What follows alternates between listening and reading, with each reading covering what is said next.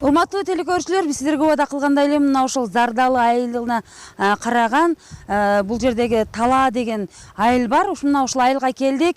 6 кылым жашаган, караңыздарчы, ушундай бир өзгөчө өрүк экен. Даамы да аябай таттуу экен.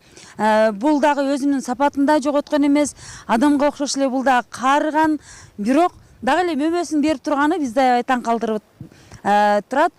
Биз азыр бул жерге өзүбүздүн ушул жөнүндө баяндап берейин деген Жакып абаны ээрчите келгенбиз. Анда эмесе биз Жакып абаны сүйлөтөлү. Бул өрүктү 6 кылым жашаган деп ооз айтылып кеткен себеби Сакып абабыз качан келген болсо, ошондон мурдагы дарак, Сакып абабыз экен эмес. Ошондон мурдагы дарактардан калганы ушул. Шу алга чейин мөбөсүн берип турат. 6 кылымдан ашса. Мүмкүн ошол Сакып абабыз келгенде көчөтпө, же орто өрүк, аягы дагы мүмкүн 6 кылымдан ашып кетет. Мында немеден Франциядан бир журналист келип атайлап келип кызыгып келип 6 кылымга мөбөлүк дарак жашабайт деп ишенбей келем деди. Алып келип көрсөттүм да. Көрсөттүк, ошондо мен мында келип туруп айтып отуруп көңүлүмө бир ыркелип калды. Сонда сого түшүнсө түшүнбөсө айтайын да. 6 кылым жашапсың кызыл өрүк, көлөкөңдө отурам көңүл берип.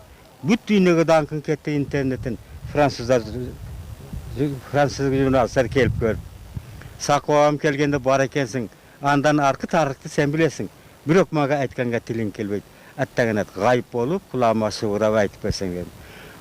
Сакып абам мөмөңдү жеп, көчөтүңдү ким өндүрүп, ким бакты экен?